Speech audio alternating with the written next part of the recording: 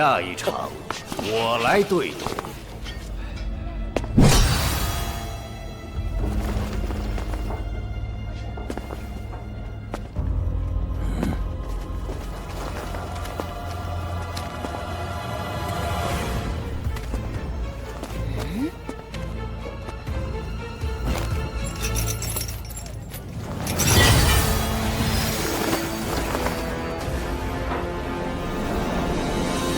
老如来的细气罗，你是大雷音宗的禅师？大雷音宗天龙院首座，景明。马爷，你来。景明，马师弟，当年你自断一臂，归还大雷音宗神通，也归还了如来为你炼制的细气罗。断绝师徒情分，而今却将我宗神通雷音八式外传给擂台上那个大虚器民，出尔反尔。哼！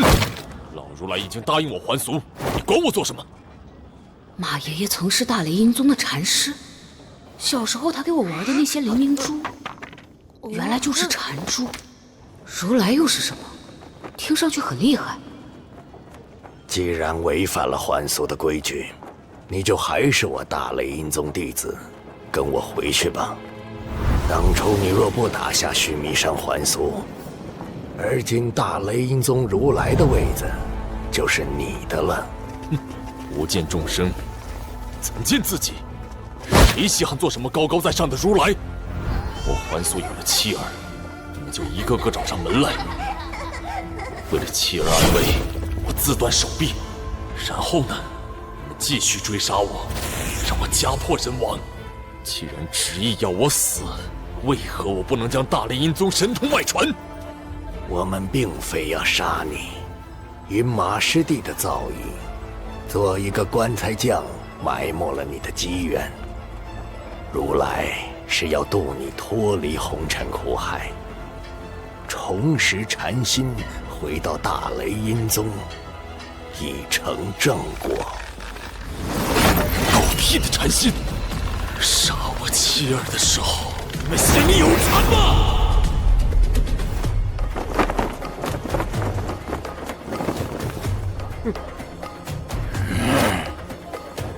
罪过，当年是下面的弟子误杀了你的妻儿，红尘苦海，干扰修行。这么多年，马师弟还没有明悟吗？废话！要赌便赌，不赌就滚！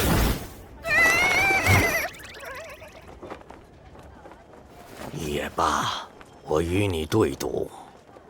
这是我徒儿明心，他也是灵台境。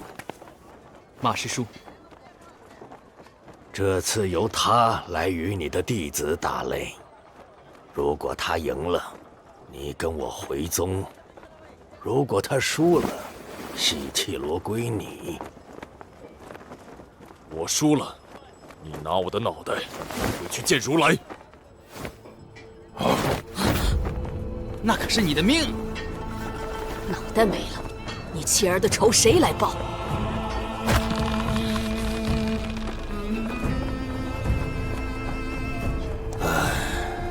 去吧。是。这亦是你的修行。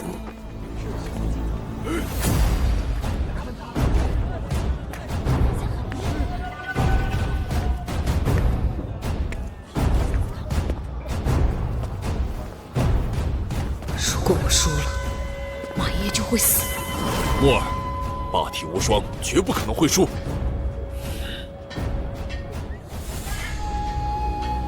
我相信你。小禅师，明心。放牛娃，秦牧，我是霸体，我一定要赢。观实力。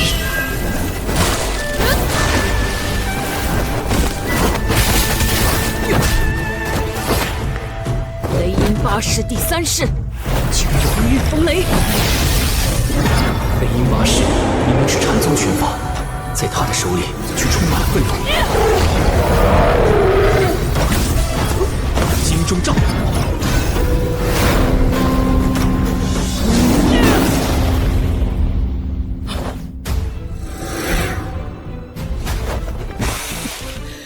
即便是魔元，也扛不住九龙玉风雷的力量。小禅师竟能不躲不避。我大雷音宗功法与其他门派不同，走的路子由体表到禅心，修到体表称之体如来，修至禅心谓之心如来。这位小兄弟未得真传，只修到体如来的层级。你的弟子明心倒是自幼修习心法，如今已至心如来的表层。心法什么意思？禅宗功法以心境见长，尤其是我宗心法如来大乘经，与雷音八式完美契合，两者相互配合，才能真正显示禅尊慈悲之力。慈悲？拳头不就应该用来打架吗？你的内心太过愤怒，接下来我也使用雷音八式，你就能看出区别。神象天眼，开！雷音八式第8式，千手禅尊。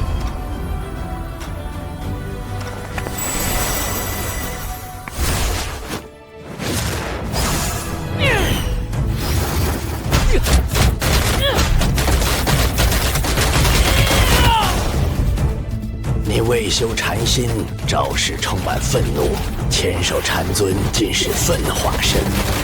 小禅师的心法确实厉害，和拳法结合后，有种很柔软的威力。这就是他说的慈悲之力。我以慈悲力度你愤怒心。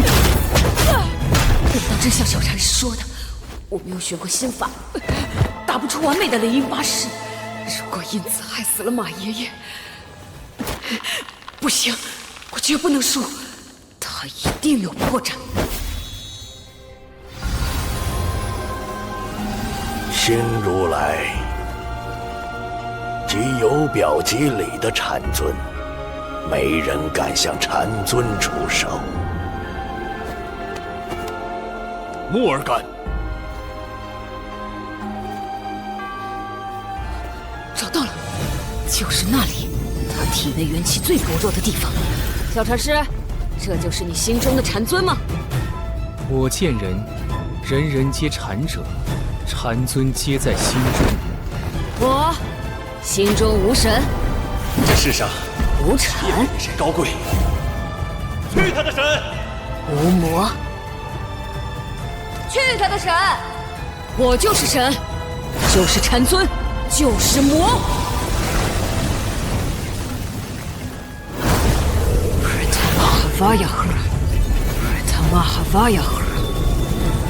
魔神稳力会让我力竭，也会让我体内的全部元气瞬间爆发，助我打出最强的雷音八式。这一切必须分出胜负。雷音八式第5式，日照阳魂，空中炼。我的破绽被他发现了。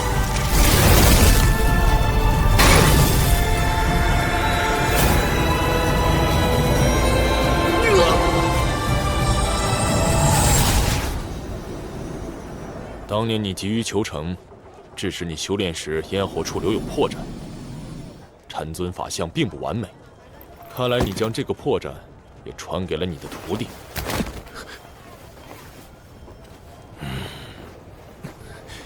没想到你竟能用魔道功法催动禅宗威能，跨越禅与魔的界限。什么禅啊魔的，都是你们定的，只要好用不就行了吗？是我输了。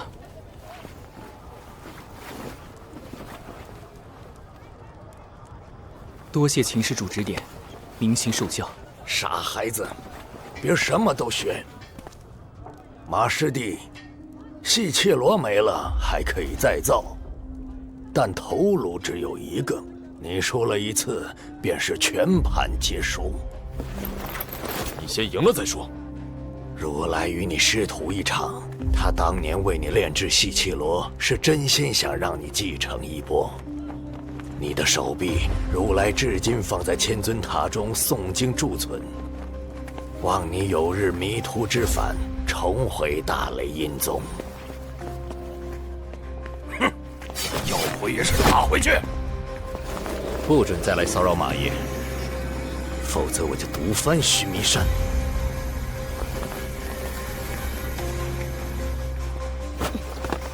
马爷爷，婆婆，既然担心老禅师再来骚扰，我们为什么不杀了他？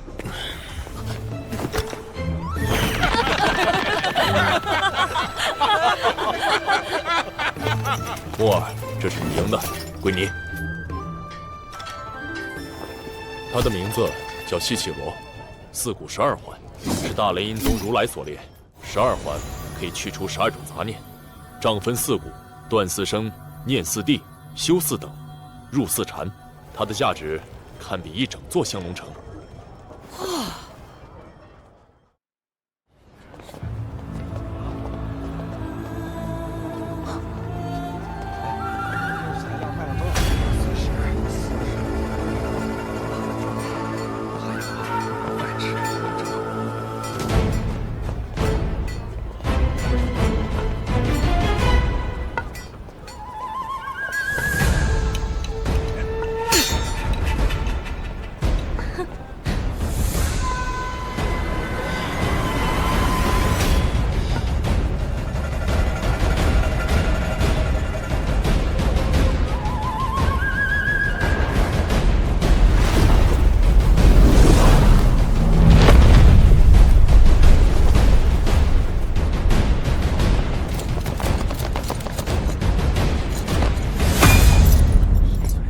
严康将军、香龙城大虚神通者，3伙人互相戒备，却又没起冲突，他们在等什么？秦将军，请。城主，天魔教教主夫人约在你的城主府见面，为何还不见踪影？黑尊者稍安勿躁，贵客马上就到。教主夫人，原计划中的花瓣是大玉天魔经，天魔教失落40年的魔典重现于世了。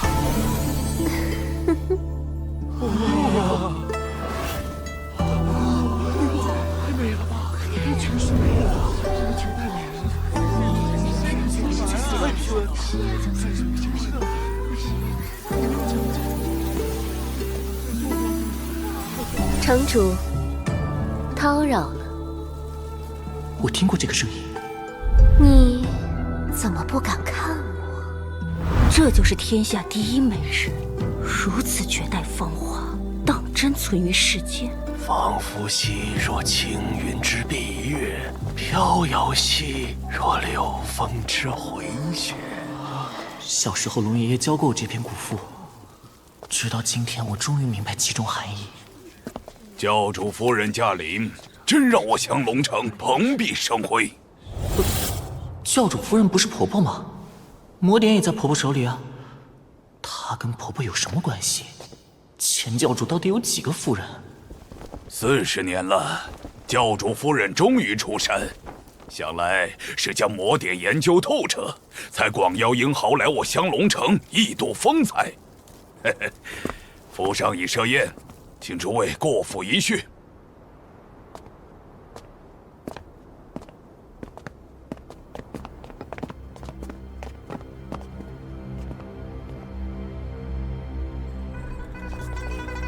大玉天魔经教主夫人，香龙城严康。这场宴会太复杂了，我必须进去一探究竟。有办法了！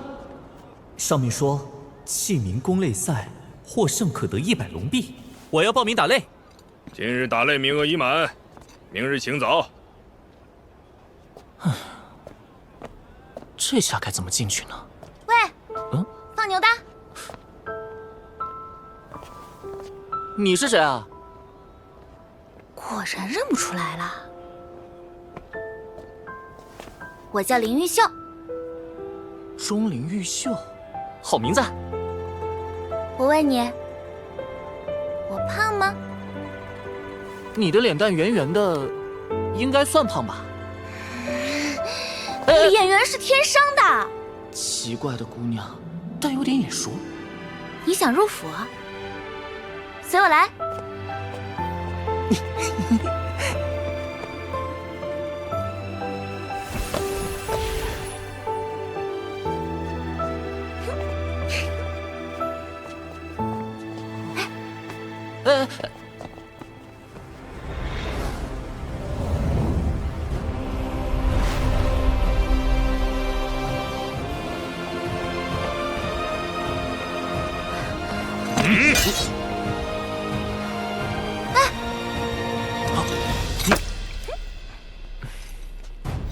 城主，我严康这里还有位朋友。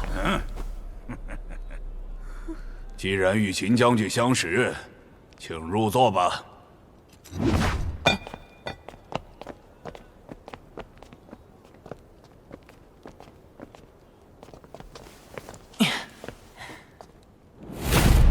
好凶的严康人，在这里你可得小心。看，神断山，百善老人，灵谷大道，黑尊者，妙毒手黄莲夫人，都是大虚有头有脸的神通者。还有城主傅云蝶，他已修至生死境，是大虚中少有的高手。那你呢？我的身份，嘿嘿，保密。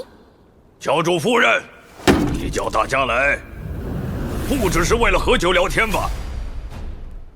听闻很多人都想借大玉天魔经探寻成神之法，我索性邀大家齐聚一堂，看看除我之外，还有谁有资格做他的主人。别以为你有魔典，就能逃出我们重重包围。谁夺走大玉天魔经，谁就是众矢之的。无论是大虚的高人，还是严康的贵客，我只为回应教主夫人邀约而来，不会争抢魔典。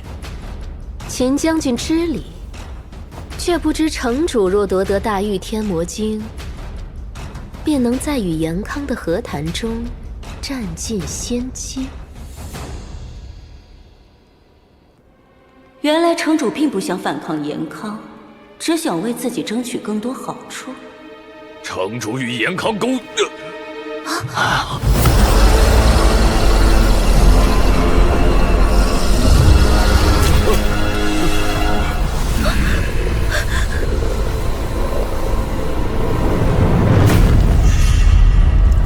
大家在我府上做客，还请给几分薄面，不要伤了和气。对，和气生财。城主，擂台上的少年便是令郎庭月公子吧？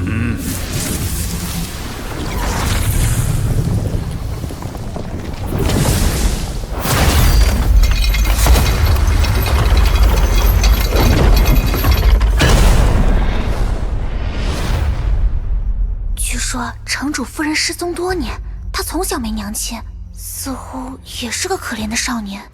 城主夫人。我乃堂堂香龙城城主夫人。虽然他娘亲是个恶人，到底未养我长大，我与他也算有渊源。我不打了，我不打了，放过我，放过我吧！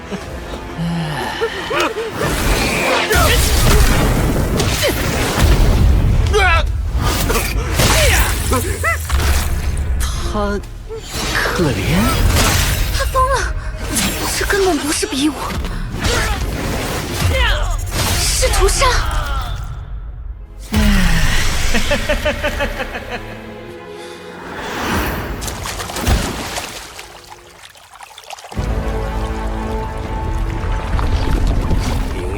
子不愧是灵台境第一人，去年对战352名修炼者，无一人生还。小儿不过打死了一些大虚器皿，不值一提。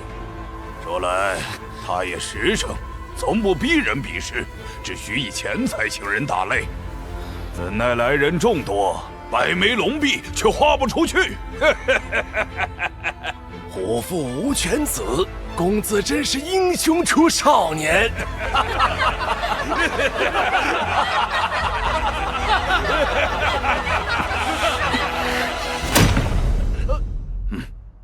哎呀，多谢城主款待，饭菜很香，我打包一些回去给婆婆和夏爷爷吃，浪费可耻。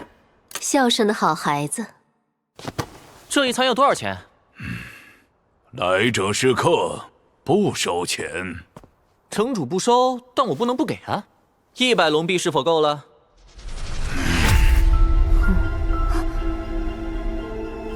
请稍后，我去杀个人，赢钱之后还你。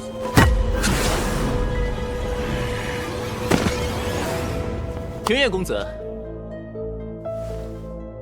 听闻器民在此处打擂，赢了会有100龙币。我是个器民，所以我来试试。这小子为了赚100龙币，居然挑战庭月公子。胆子这么大的少年，很难活到成年，一般都是在这个年纪就死了。他才不，他。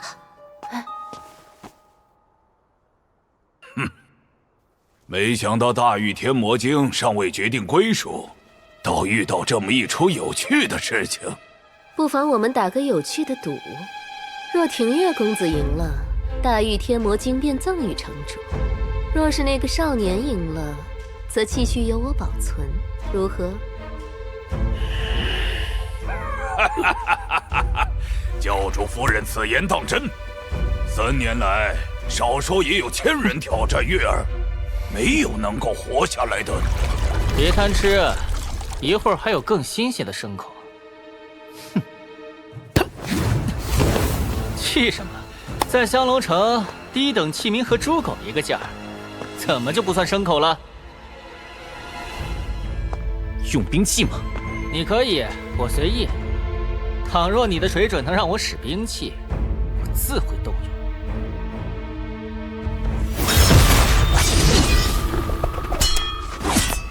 你是学战技的？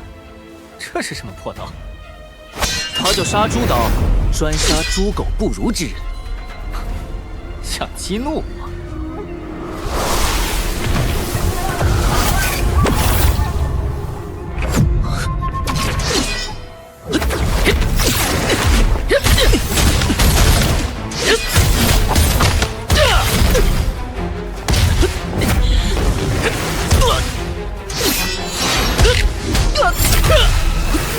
关火！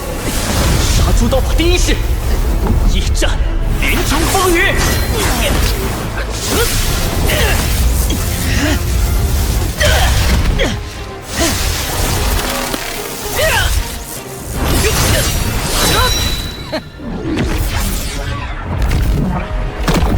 你的一举一动，任何反应都已被我看透。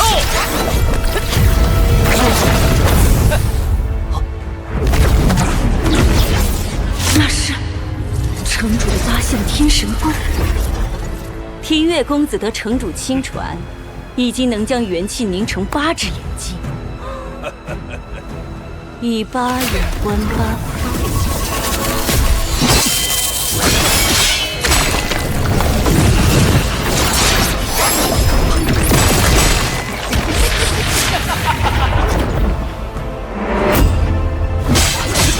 看在你勾起我怒火的份上，就不拿你去问鱼了。我保证会一剑一剑削死你，让你死得比任何一个器民都凄惨。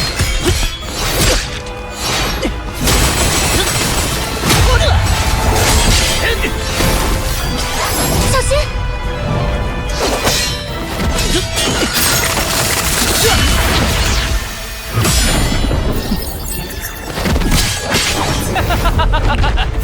只要我的攻势足够迅猛，哪怕你看得到，也避不开你，拦不住。他用的刀法是极端强横的顶级战技，他究竟是何来历？该死的牲口，出刀越来越快，力量也越来越强。城主不会想插手他人打擂，坏了江湖规矩，令人不齿吧？自然。凤仪的拿刀动作好奇怪。反手持刀是战技流派的必杀战技，将兵刃贴近身体，以便近身与敌人搏杀，使出致命一击。他是天刀的传人，他的必杀招会有怎样的威力？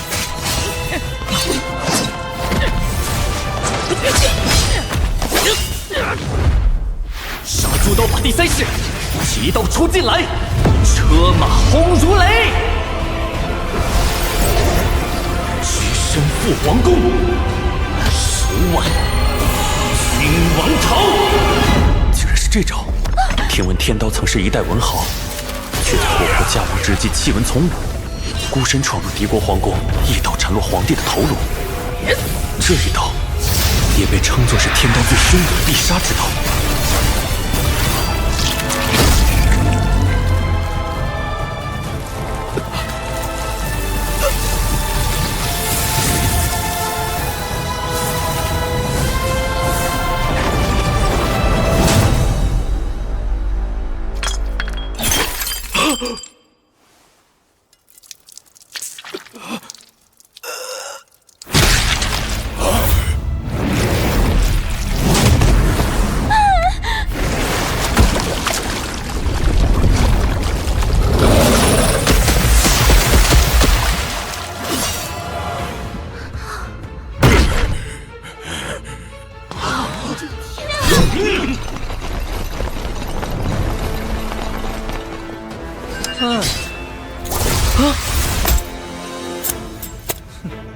我不习惯欠人情。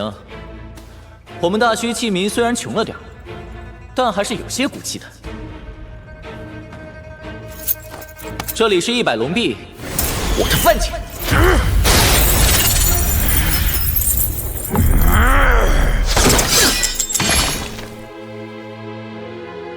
这小子豪杰满座，饮酒醉。杀了令郎，偿饭钱。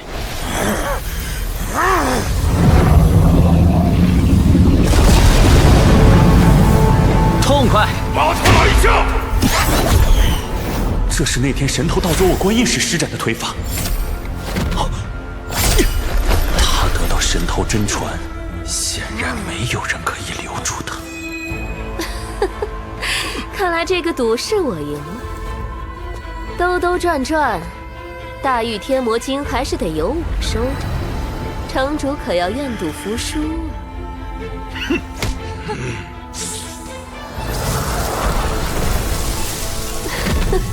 告辞。留下魔点，休要走！带兵跟上那小子，是他杀了。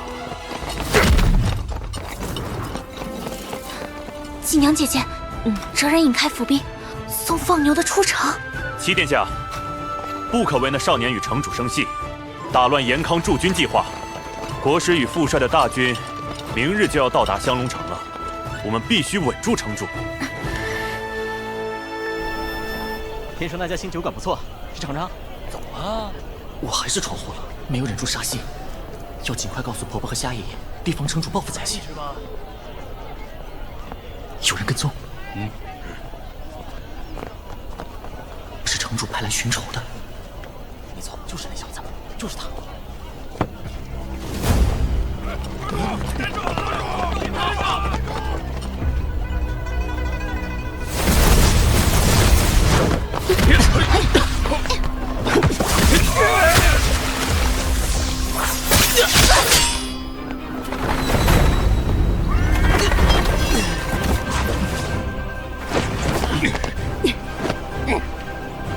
城主转眼便走出丧子之痛。父母是商人，自会权衡利弊。儿子还能再生，魔典却是千年难得一见。可惜大玉天魔经只有一份，该给你们谁好呢？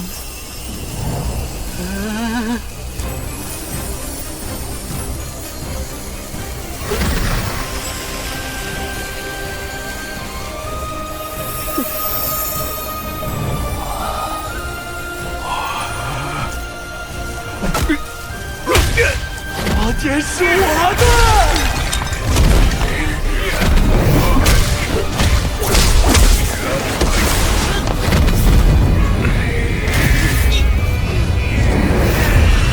清醒点，别被魔教妖女迷惑。奸夫不过生了副好皮囊，以色使人换来魔典，真拿自己当魔典的主人了。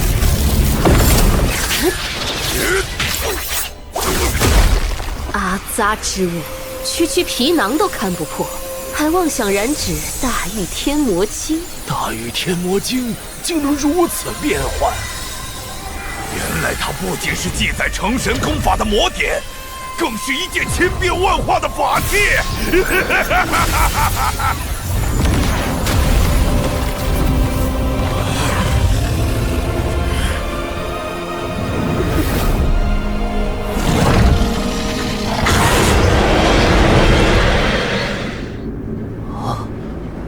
天上发生了什么？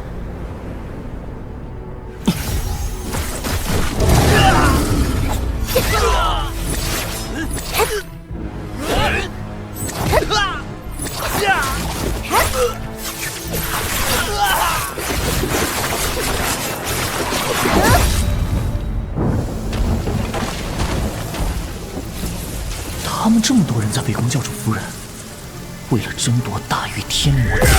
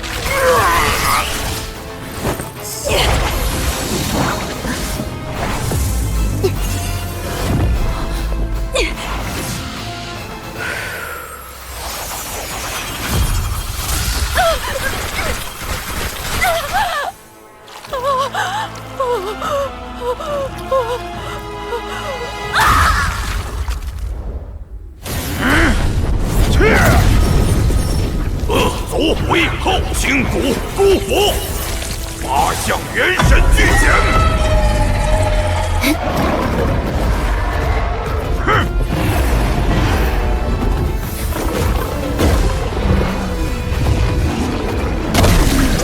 八项天神功的确了不起，但只是了不起而已，远不配称作神功。现在想来，他的语气、眼神也和婆婆很相似。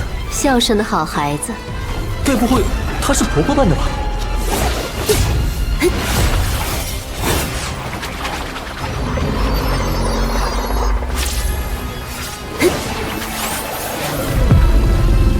哦，大玉天魔经竟能模仿我的功法。不对，我修400年方阵生死境，你才修炼多久？那模拟的只是表象。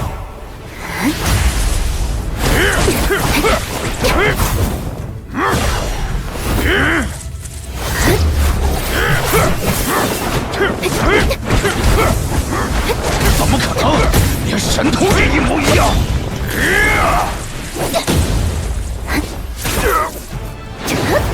啊！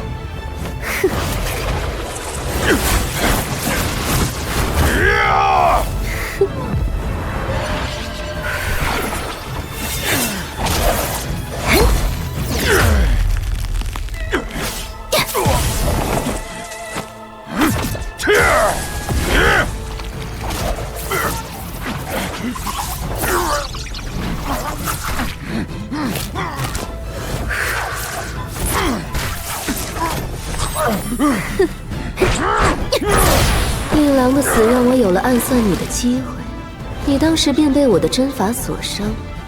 倘若你安分养生，不可逃过一劫。可惜你太贪。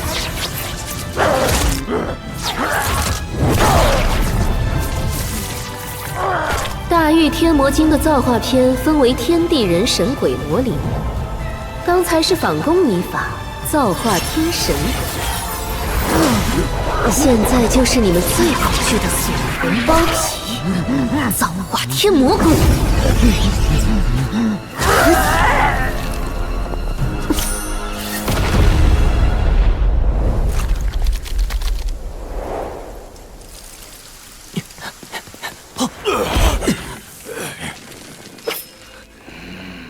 城主，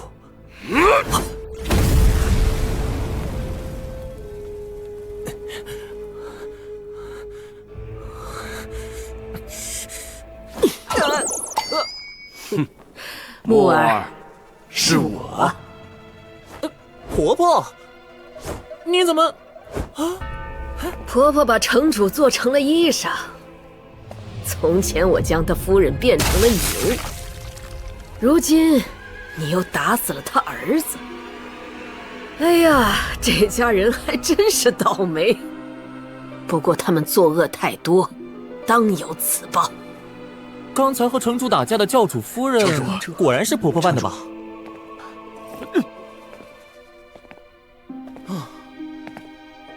我明白了，婆婆先以魔点为由，引出香龙城的各方势力，再赴宴探听消息，找准机会，一举拿下城主。嘿，婆婆好厉害！等延康大军一到，婆婆就披着这件衣裳，掌管这座城，去见那位神下第一人延康国师。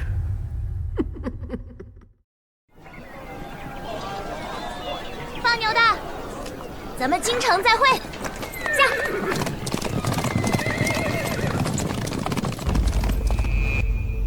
你姓秦？将军也姓秦？天下之大，姓秦的有很多。有些人天生命贵，出身就是富贵；有些人天生命贱，出身就是贫贱。即便仗着神传现世，侥幸偷生，那也不能代表什么。你虽姓秦，但你是器皿，大虚中被神抛弃的贱民。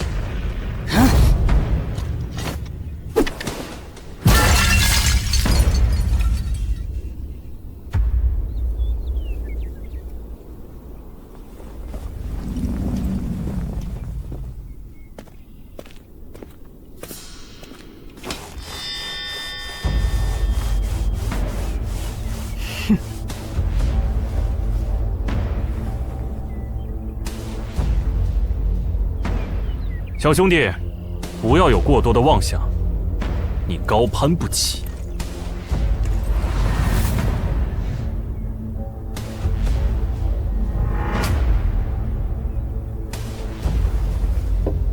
秦将军，看来你不太受欢迎，我送你上路。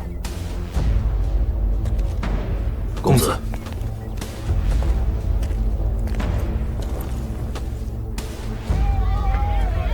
公子，公子，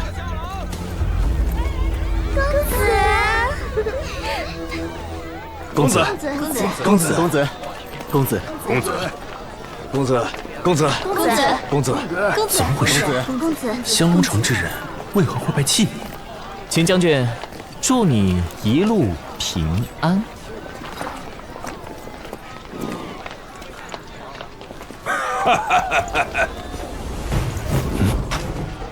从今往后，整座城都是咱家的。那个器皿是何时傍上了城主？城主又怎会与他的杀子仇人共享香龙城？难道是见投靠延康无望，便想讨好器皿背后的枪神、神偷、毒王、天刀？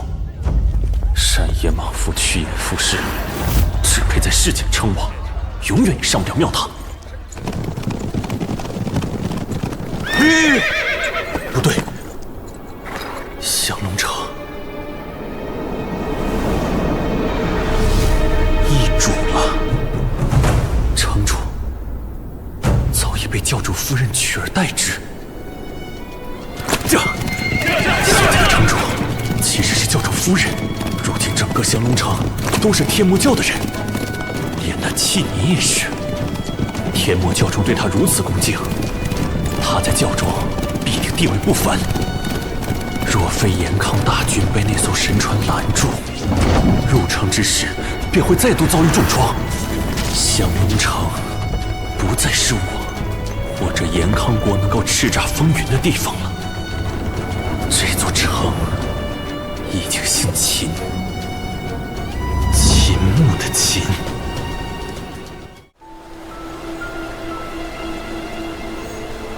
尸体堆积太久会引发瘟疫，调集一队人马，随我将尸体运到对岸的百岁山安葬。是。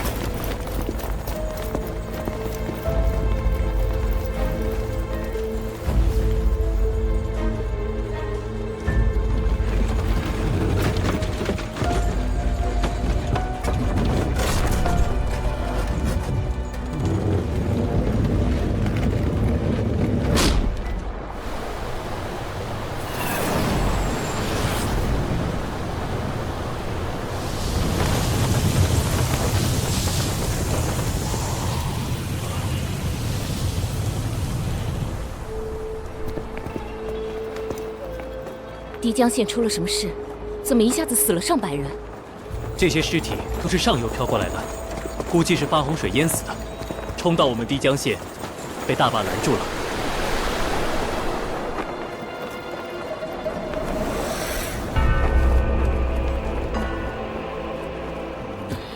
溺水死亡的尸体应当会膨胀才是，这些尸体却十分紧实。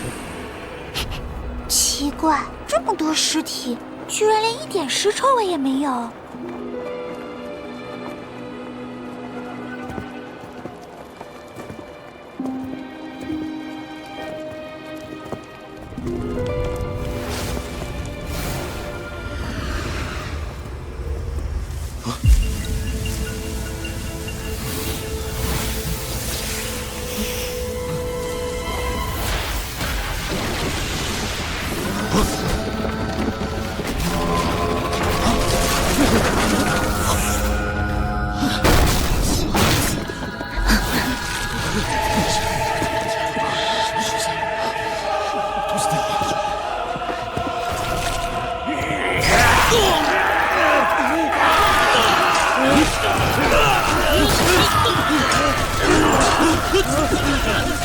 天师成将，是石仙教，快去禀告县令，石仙教来袭。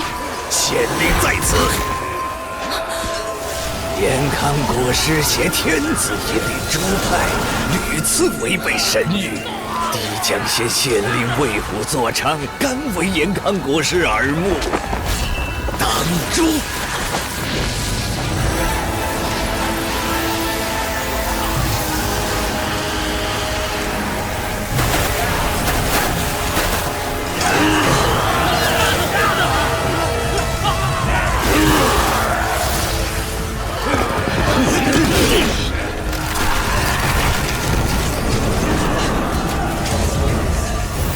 仙教，又一个反叛的宗门。他只是造反，不至于要杀县城里的普通人吧？这个石仙教是用尸体练功的。尸体？公子怀疑石仙教会屠城，在操控所有人的尸体。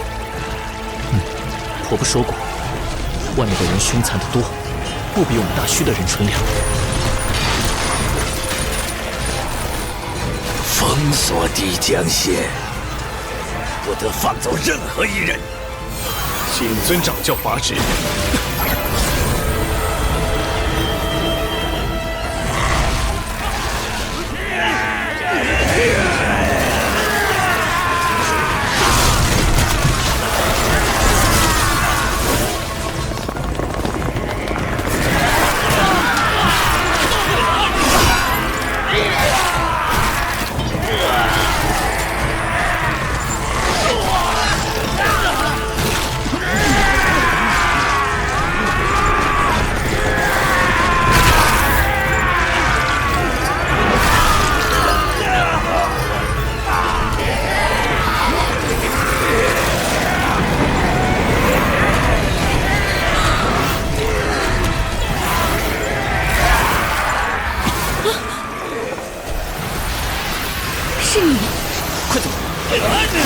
些尸体像零丁一般坚硬，寻常武器根本伤不到他们。敌将线守不住了。哪里冒出来的小子，居然从我手下救人！需要等待厉州府派兵驰援。多谢钱兄弟施救，若有再见之日，景娘必当重报。支援炮，准备！支援炮准备！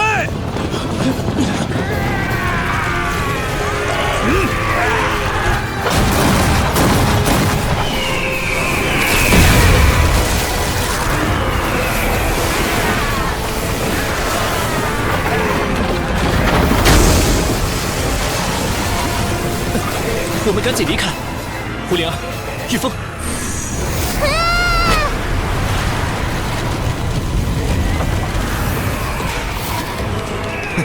这个半路杀出的小子，可不能让你成为漏网之鱼！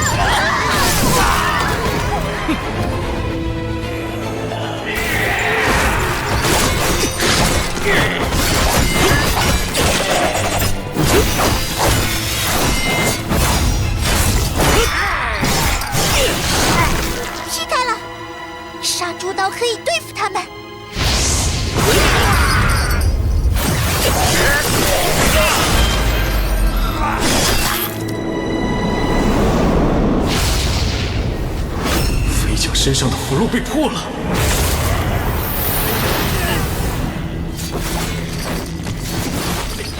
这些飞将身体强度极高，堪比肉身不坏的战技强者。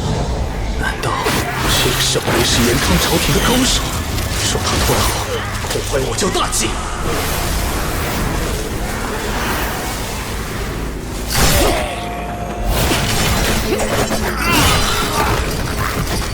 公子好厉害！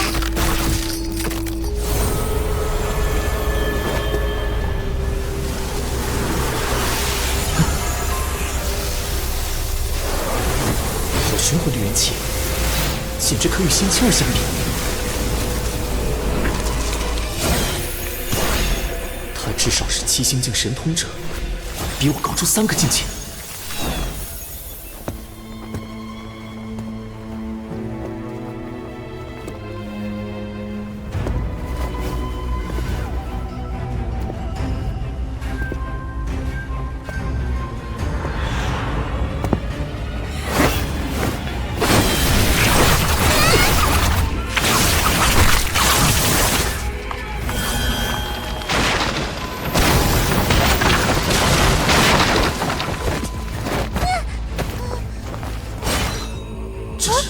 尸毒！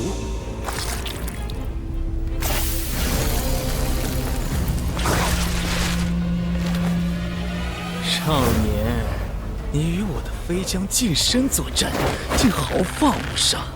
可惜，若你负伤，尸毒由伤口入体，也就能感受血液凝固、肌肉僵硬、神智消失、魂魄消融的滋味。然后变成跟他们一样的行尸走肉。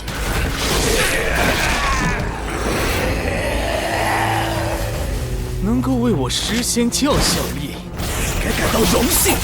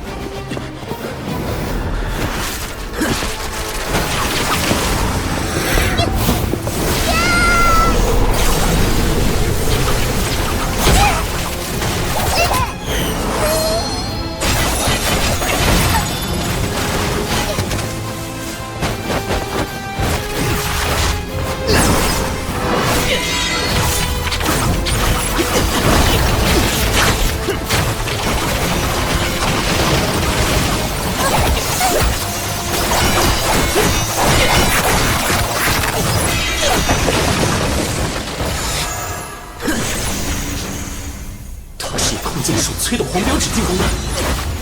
七星教神通者竟能让这些薄薄的纸变得像利刃一样切金断玉，我近不了他的身，必须想办法出其不意。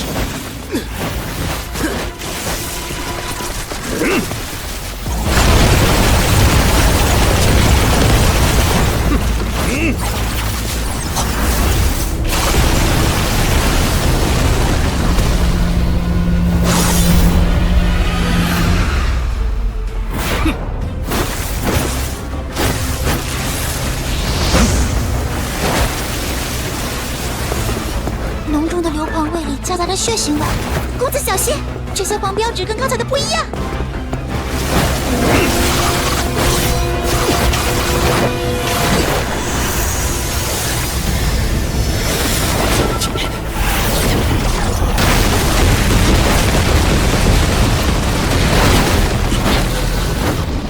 事先将不仅烈士成将，还以人血绘制符箓。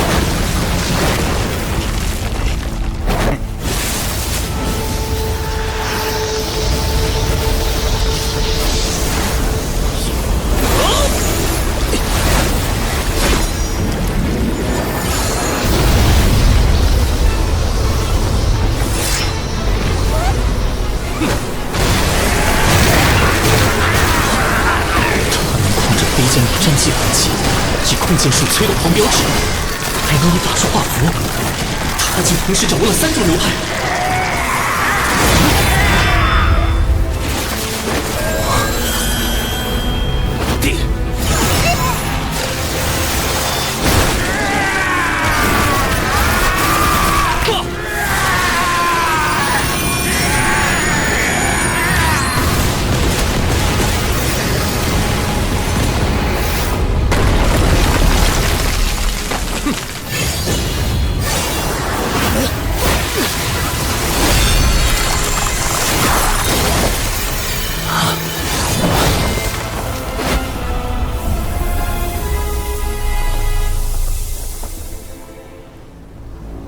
豹子符内藏神通，一旦爆炸，不仅能损伤肉体，更能轰杀3魂7魄。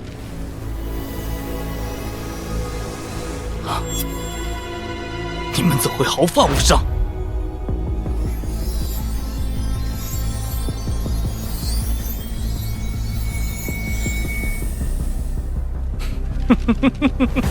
可惜啊，为防意外，我早已暗中用定子符定住你们的魂魄身形，你们就乖乖等着被我做成飞浆吧。这样式纹理是延康朝廷16库1品关键之一，天下1等1的灵兵。看来你跟延康朝廷关系匪浅呢。糟了，这些用邪法炼尸的坏人是跟延康朝廷作对的。天心我教，此等重宝在我手中，朝廷颜面丧尽，我在教中的地位亦会水涨船高。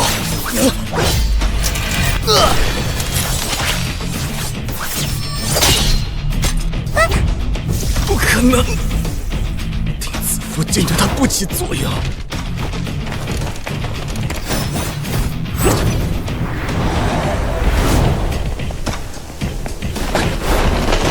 公子早就想到用少宝剑脱身。村长爷爷说过，延康国这16口剑有个奇效，在一定范围内，只要往剑鞘注入元气，就能云龙吞吐般归剑入鞘。收剑的功能竟然被公子用来突袭，公子比狐狸还聪明。事先叫弟子听令，有一条漏网之鱼潜逃至百岁山一带，全体围山搜索，不可放走他。遵命，上上。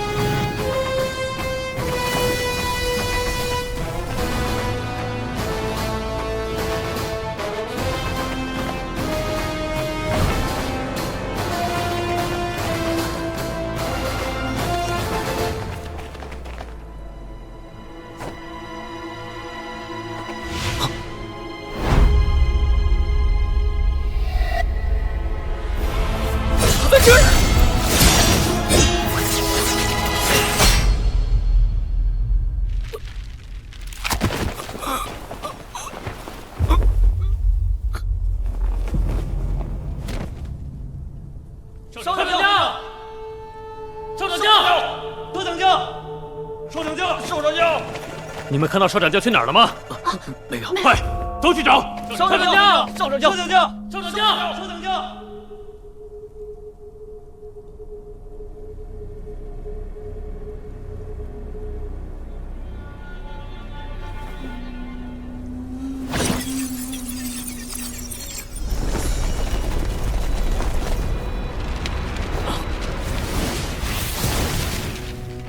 是我教弟子。看这剑伤，皆是被一剑封喉，是那少年所为。少掌教，少掌教啊！我教新生代弟子中，数他天赋最高，竟也不敌那少年一剑。有点像天魔教的控尸大法。难道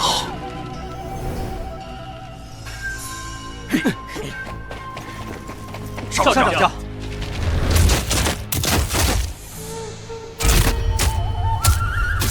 少掌教！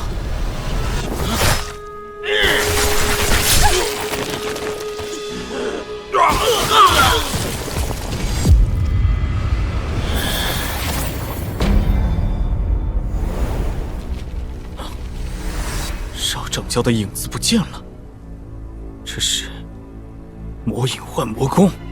那少年果然是天魔教弟子，难怪我的定字符定不住他。他用造化天魔功锁住了魂魄，若是被人得知那少年是从我手中脱逃，致使少掌教及众多弟子殒命，届时掌教震怒，不知会用怎样的手段对付我。小师叔，不好了！少掌教和师弟师妹们，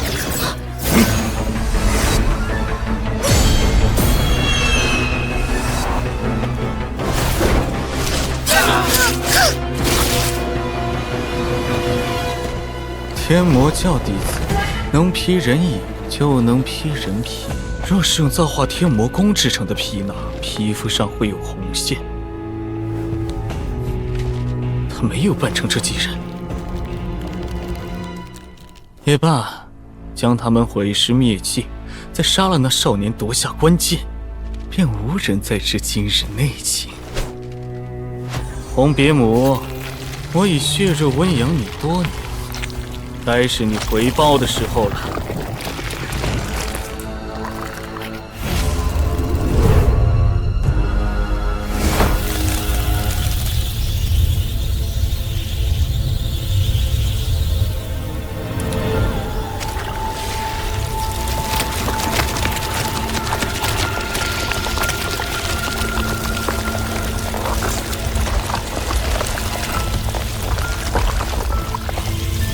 少掌教的尸体没有影子，正是我撇清自身干系，指证那少年行凶的铁证。若掌教还要怪罪，那他的位子就换我来坐。天魔教的小子，哪怕你逃到幽都地府，也逃不过红别母的追踪。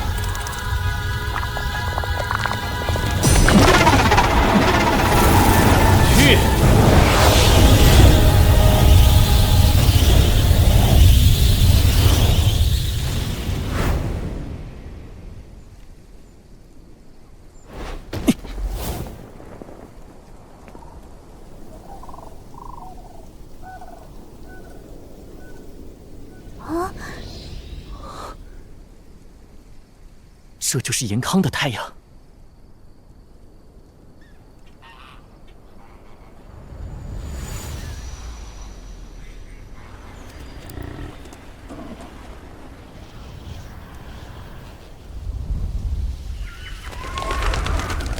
奇怪，天上怎么有一朵红色的云？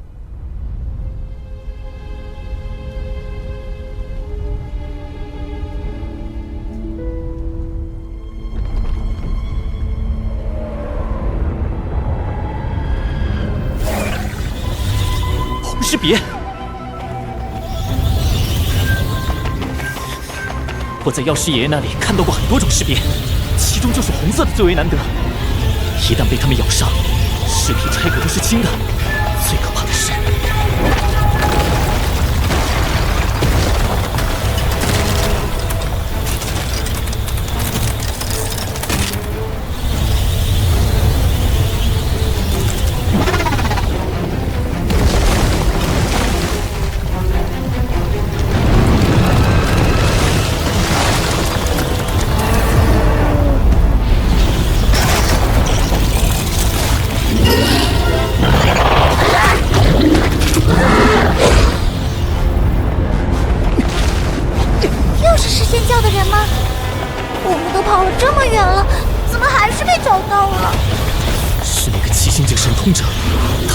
气味或其他线索进行追踪的能力，躲是躲不掉的，必须除掉它。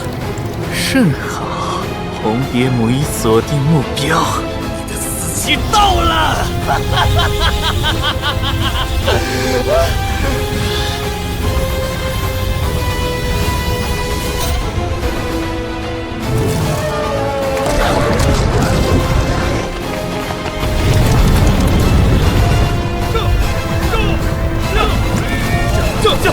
这，前方有异常！这，保持警戒，准备作战！这。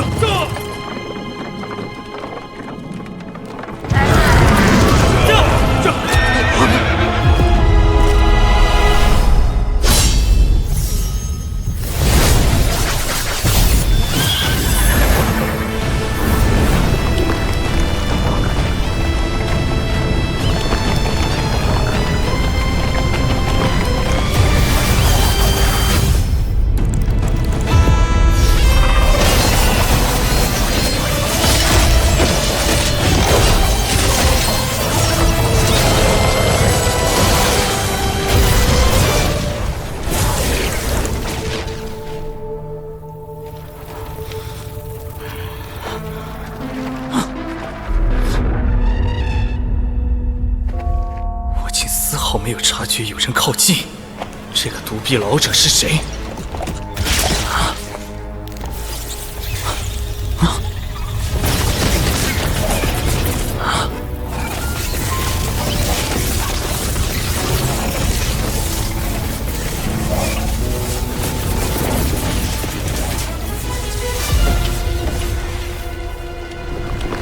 那轮太阳是剑法，像落日一般的剑法，瞬间便让红石别灰飞烟灭。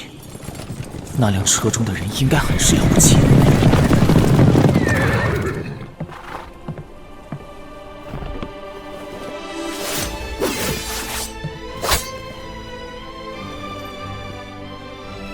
多谢姐姐相助。这是府尹大人。小兄弟从哪里来？我来自低江县，那里被尸仙教攻占了，我只好一路逃难。你能够逃出来，实属不易。我是利州府的府尹于渊初羽。低江县在我治下出现了叛乱，是我之罪。如今我利州府正出兵低江县，必将有场恶战。小兄弟，你接下来有何打算？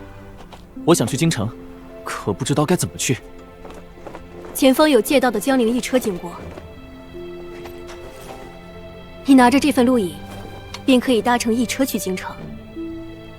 我兄长于渊出云在京城为官，你到了便说是我保荐你的，希望将来还能遇到你。谢谢初羽姐姐。这！看来延康坏人多，好官也不少。可怜，这么小的年纪便家破人亡，只怕他是低江县唯一一个活下来的了。什么人，竟敢踩死我尸仙教的尸别？找死！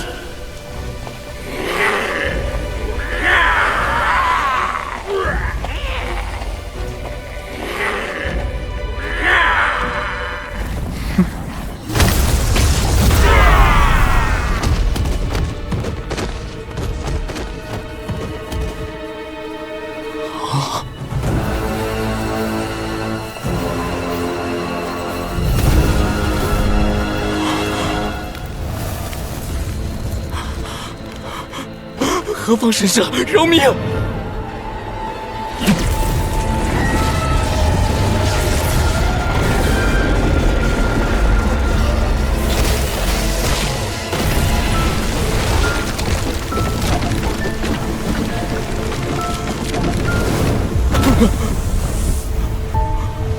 我曾经面对过很多恶人，所以我清楚你不是一个好人，可以杀死你。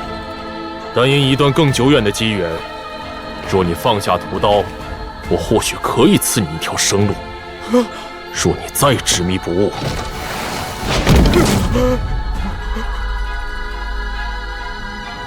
多谢长老，我一定牢记。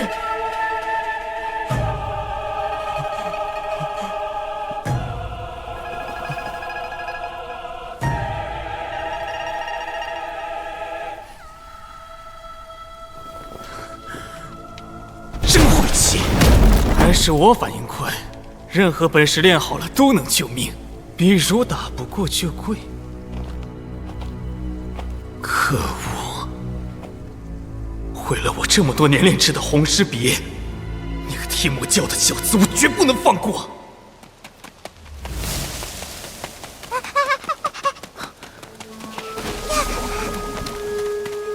这是土原草，对人无毒，但对虫子来说却是剧毒，所以又叫百虫笛。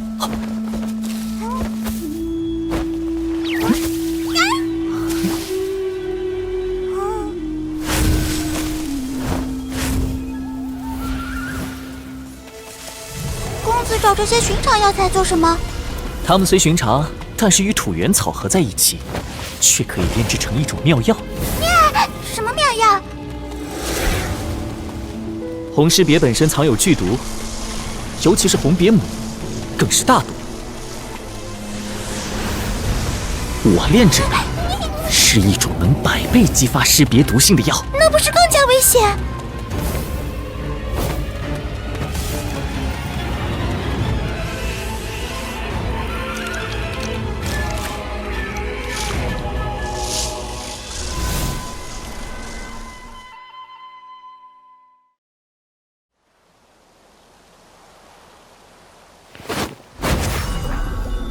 红尸别，喂！好在红别母还在，还能继续追踪那小子。等我抓到他，夺得1品关键，或许还能让掌教挪一挪位子。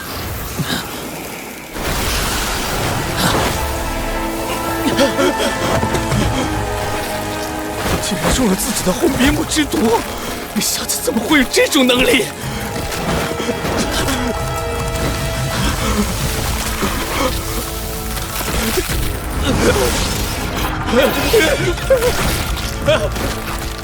毒性从5脏6腑渗入体内深藏。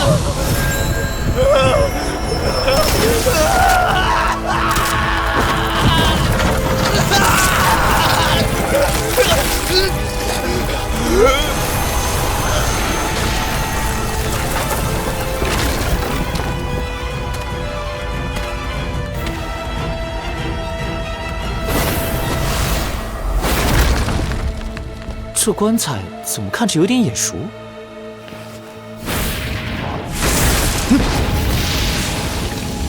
药师爷爷说，打不过就下毒，说的真对。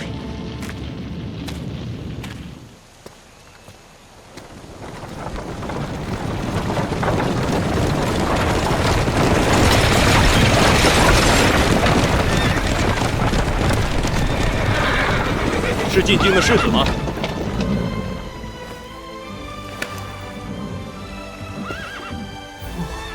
这就是一车，好庞大！原来是利州府的秦世子，快请上车。对了，还请秦世子一定注意看管好异兽，勿要打扰其他世子们备考。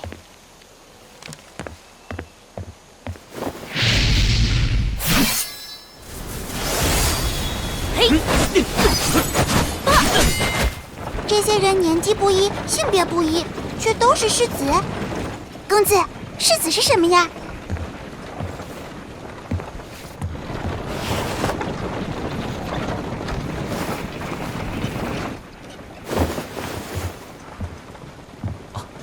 这位兄台好，在下秦牧。那个人姓秦，衣衫华贵，莫非是京城秦家的人？不可能，他用的是利州府路引，看他年纪，最多是个小学士子，又没有世家大族的背景，肯定靠不住。哼，大学士子便了不起吗？秦兄弟，别搭理他们。我叫魏庸，也是位小学士子。魏庸兄也是去赶考吗？当然。 太学院包罗各宗各派之绝学，乃我严康最高学府。考入太学院是我的夙愿。魏兄是真想读书呢，还是借机攀附在京城做一品国公的魏老太爷，蹭个京官做？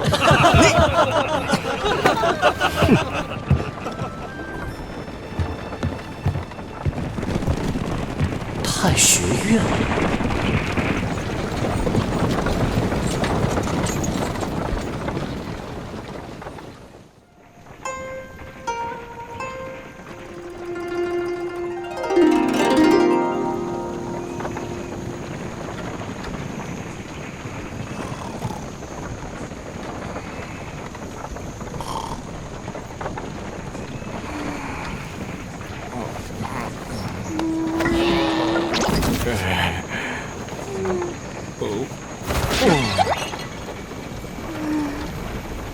咱们到哪儿了？怎么启程埋了？等等，有股腥臭味。有什么东西藏在尘埋里吗？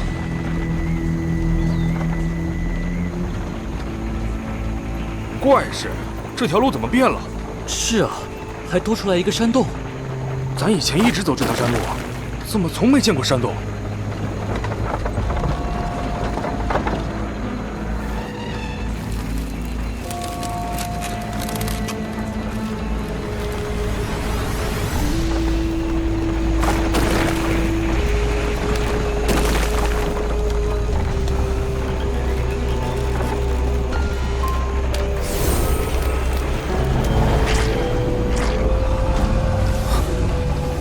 快停车！不能进去！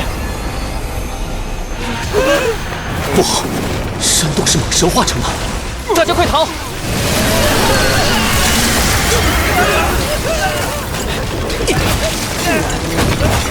快离开马车！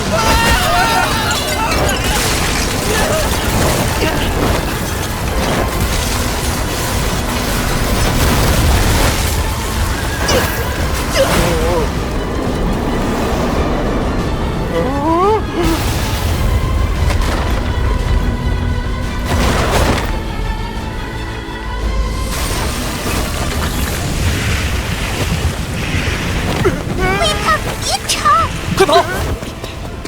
别老叫我魏胖，传出去很丢人的。那我叫你庸胖。还是叫魏胖吧，好歹也是魏胖。别费心。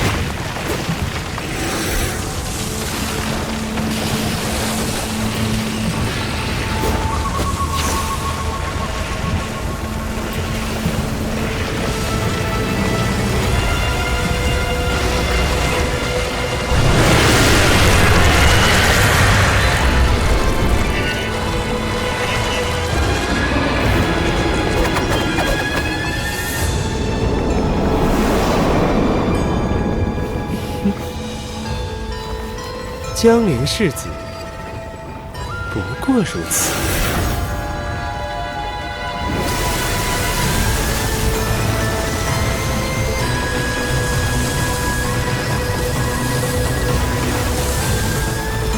后面那个就是蟒蛇的主人吗？是他！完蛋了，玉龙门叛变了！这个不男不女的，就是玉龙门的少门主龙江南。 鼎鼎有名的恶棍，小红，给他们点颜色瞧瞧。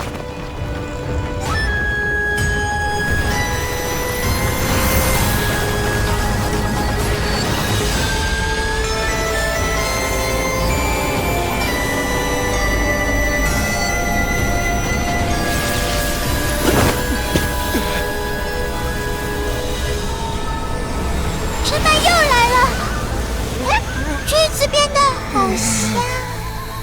是玉龙门绝技蛟蟒化身。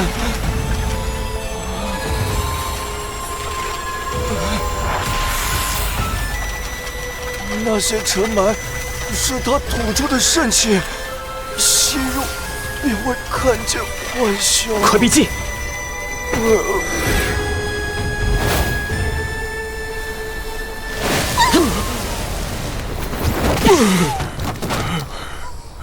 慢点，亲兄弟，我这条命是你给的，今后你就是我的亲兄弟。好晕啊！这个肾气好厉害。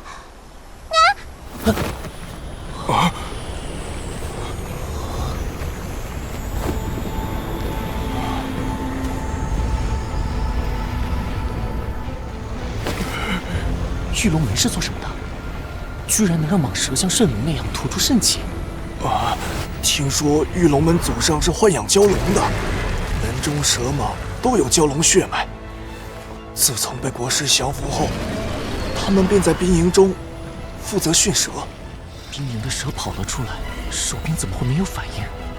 难道都被玉龙门杀了？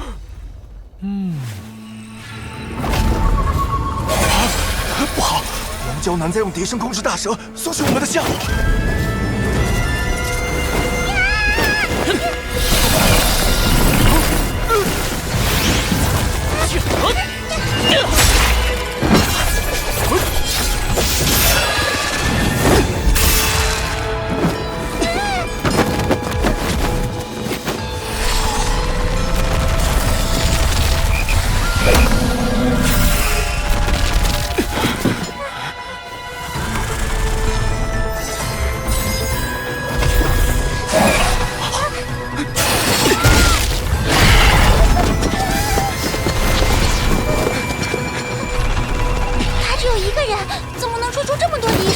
只怕还有很多玉龙门弟子藏在暗处。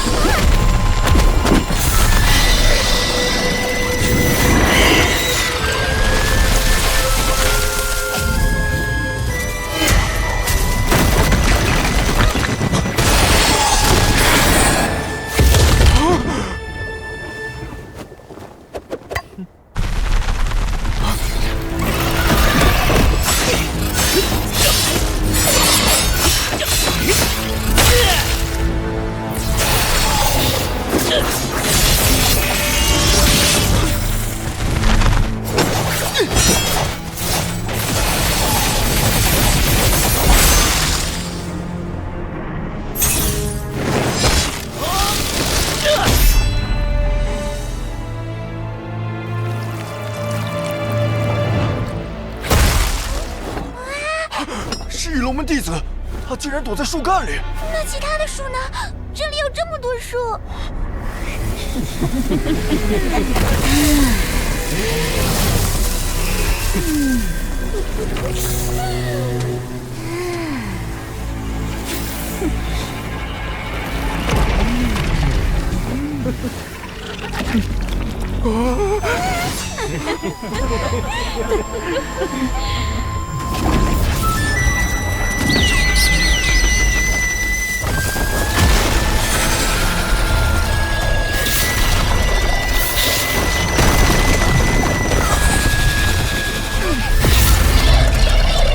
魏英雄，你对付左面，我对付右面，闪掉他们释放肾气的蛇关。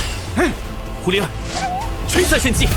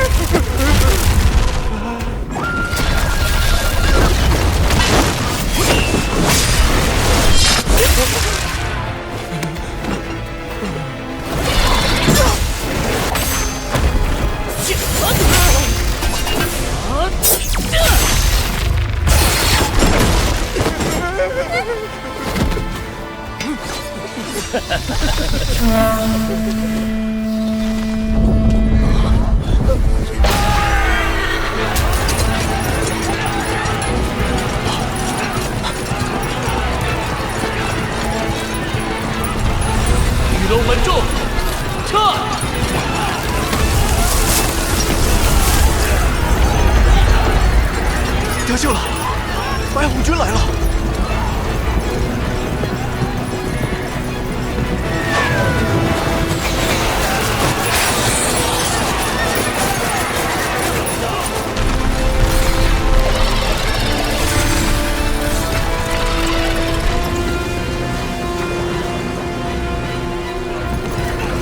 云将军，还有2名士子活着。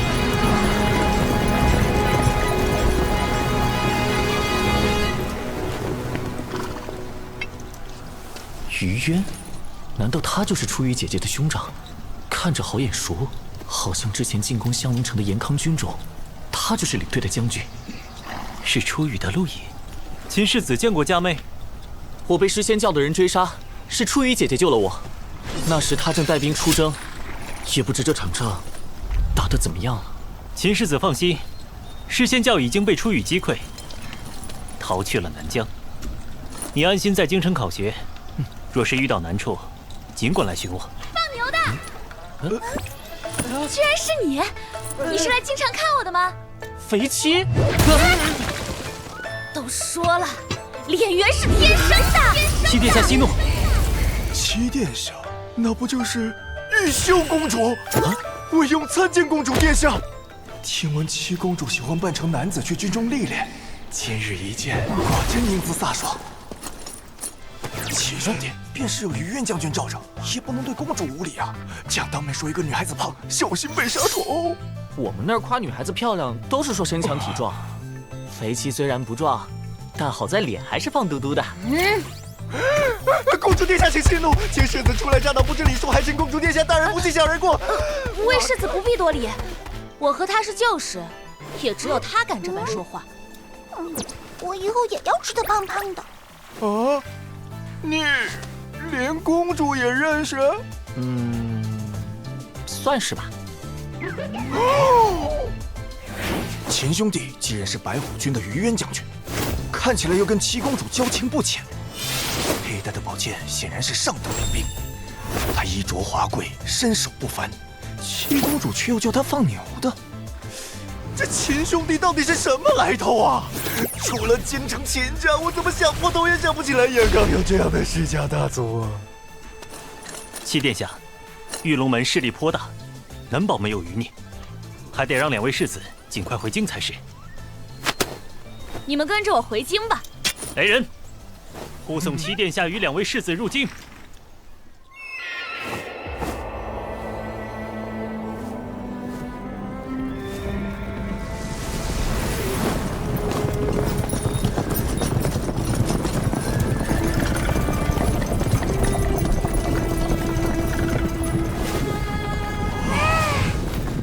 9个龙头哎，被龙头包围的地方就是京城吗？没错，俗话说9龙拱卫京城，就是指京城外有9条巨龙般的山脉。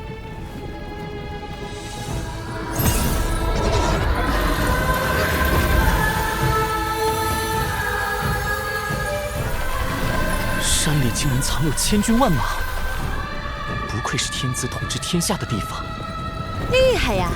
一眼就看出山中藏兵。9龙拱卫京城，其实是指藏在山脉里的兵营。诗仙教说，延康国师挟天子以令诸派，玉龙门也是因为这个造的反吗？虚伪，又一个杀国师的借口罢了。宗派为何都这么恨国师？因为国师动摇了宗派的根基。从前没有世子，更没有什么人会识字，世上的功法典籍都掌握在宗派手里。宗派的绝学，就是绝天下人之学。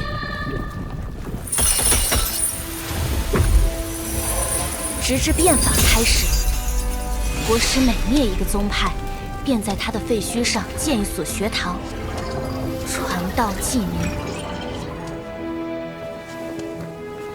开创延康之小学、大学、太学，但仍有许多古老宗派，至今屹立不倒。于是，国师将目光转向大虚。若得到大虚的神魔功法，严康人人比肩神奇，宗派将不复存在。从那时起，宗派们便打着神域的旗号，或极力弹劾，或暗中刺杀，是要阻止严康进军大徐。然而严康这柄剑，是国师以武将血汗、文臣脊骨铸成，剑出无回。所以他们急于诛杀国师这位铸剑者。不错，江陵是国师的故乡。我怀疑玉龙门此番袭击江陵世子，不只是向国师示威，更是在试探国师的伤势。一旦确认国师重伤，他们便会发起猛攻。玉龙门胆大包天，等国师伤好了，一定不会放过他们。你们真的以为国师受伤了？依我之见，国师根本没有受伤，而是故意要引蛇出洞，将严康境内所有反抗他的势力引出来，一网打尽。你的意思是？可现在叛乱不下20处，宗派攻城略地，百姓死伤无数，国师怎会纵容这种事情发生？他若是没有受伤，怎能引出这些乱臣贼子？他在大徐吃了败仗，又身受重伤，无论名声还是实力都大大折损。谁会放弃这么一个大好机会？国师应该早有谋算，不等所有乱臣贼子都露出马脚，绝不会出手平乱。可是，会死这么多人，但国师便会彻底铲除后患。今后他出兵时，谁还敢在他背后动手脚？今日玉龙门杀江陵世子无数，始终不见国师出手。看来那3个老怪物当真将他伤得不轻。恭喜阁下，大患将除。不可掉以轻心，神下第1人的本事远远超出你的想象。南疆战况如何？诗仙教尚未拿下利州，但其余宗派已夺下南疆20座城池。有他们驰援，玉龙门随时可以杀入京城。不急，利州乃严康中南要塞，亦是各派北上的关键通道，不可失之。别忘了，我们要摧毁的不只是严康国师，更是这一场声势浩大的严康变法。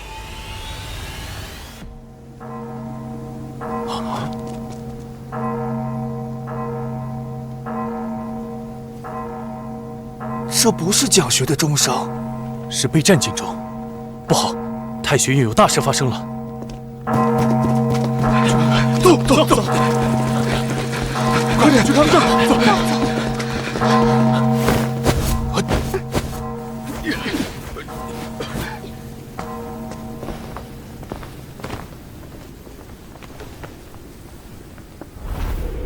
好一派超然于世的气度。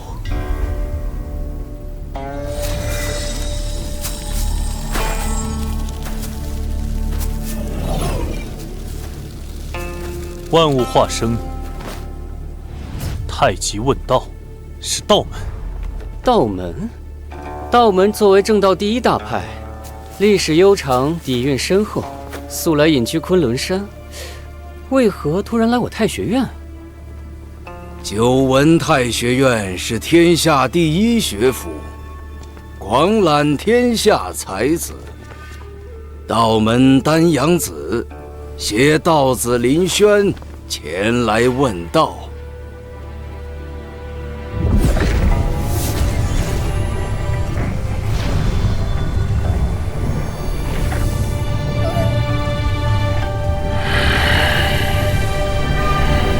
这是什么？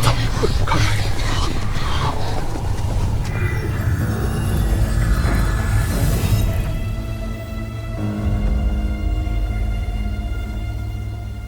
这是在堵门呢。除非有深仇大恨，不然谁会用堵门这种手段？打太学院的脸，打国师的脸，打我严康国的脸。肥妻，玉秀妹子，你怎么在这儿？我可是太学院皇子院的世子，自然得来看看。道门是正道第一大派，这次现身非同小可。若是太学院无法逼退这2人，只怕他们离开之后，道门便会造反了。凭借道门的声望，他们是想攻心。京城外面有各派趁机作乱，还打着讨伐国师的旗号，但京城里面还算平静，民心向背，一目了然。要攻谁的心？国师的心，天下人的心。国师将天下绝学收归国有，但如果聚集诸多资源，教导出的士子仍不如道门弟子，那这变法还有何用？届时父皇如果不诛国师，必会失德，失去人心，天下宗派悉数造反。这不只是攻心，而是诛心啊！诛人心向背之心。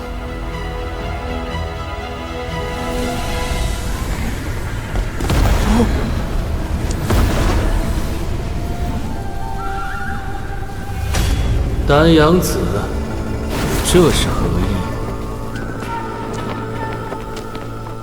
道兄，天下大事滚滚如潮，久闻太学院聚集天下道法神通，国师要用太学院来取代天下宗派，道主便派我来看看太学院是否有这个资格。道门一向超然，如今也坐不住了吗？我道门不求振兴本教，只求天下宗派不会成为延康国的附庸。3日内，太学士子皆可前来挑战。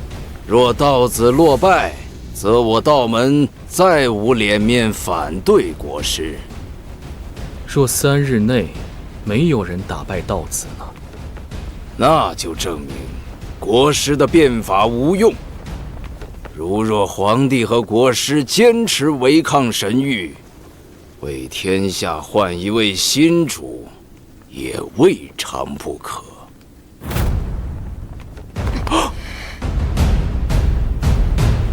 我明白了。太学士子听得号令，3日为期，无论修为高低，皆可下山挑战道门道子。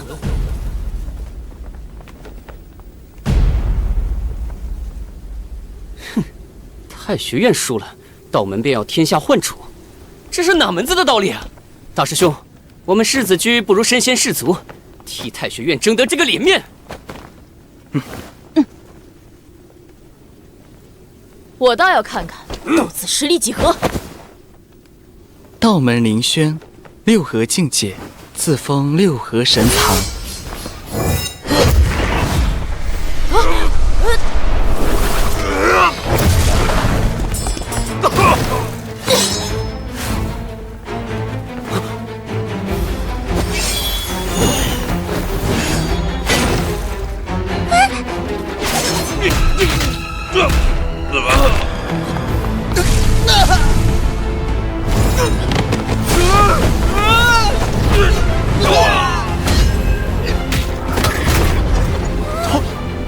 他出招了吗？只打个照面的功夫，就连绊我世子军数10人。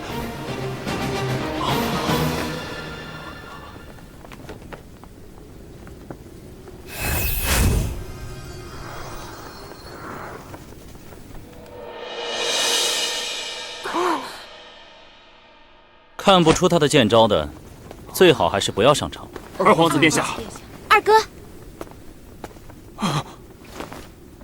二皇子殿下，二哥，道子哪来的剑？道门以道剑闻名于世，道子臂间的那柄拂尘，便是他的剑。对付世子居的5要境世子，一根沉丝足矣。接下来，去前线历练的神通居高手，也该回来了。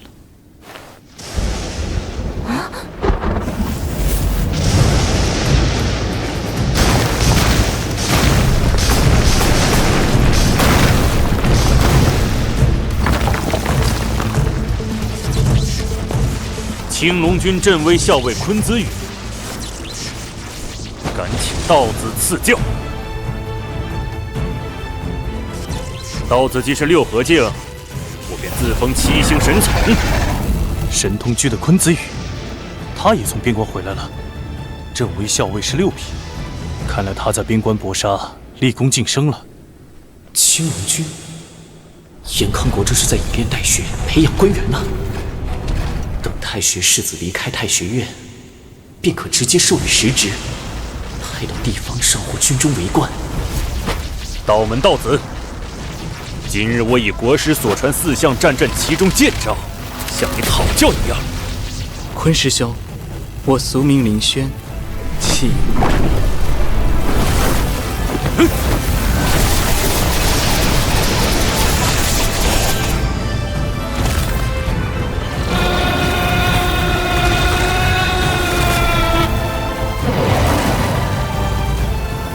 破开百魔图的4项战阵。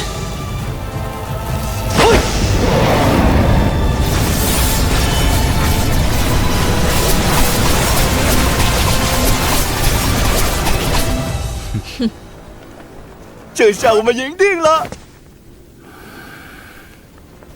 阴阳道眼。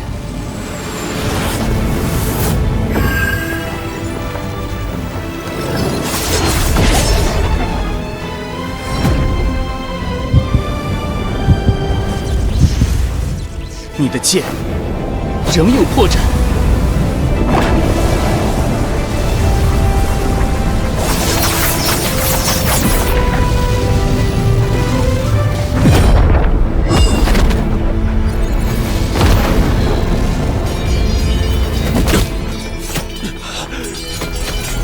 国师所创剑法果然高明，可惜你不是他。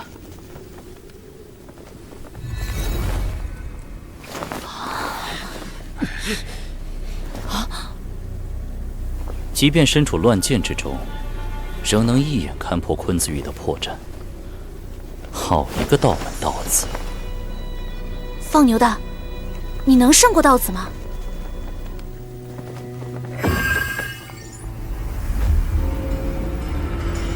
丹阳子师说，我看到一个厉害人物，他的眼睛比寻常人多出2层眼瞳，似能看破我的虚实。心如止水，不为外动。严康国师号称神下第1人，他设立的太学院中自然有些厉害人物。倘若是山门前交锋，他封印了6合神藏，我与他的胜负在5-5之间。吹牛！你与他在5-5之间，岂不是说你比七星境的昆子羽要厉害？倘若不是正大光明的交锋呢？你的胜算又有多少？生死搏杀不择手段，他没有半分胜算。其实我很强的。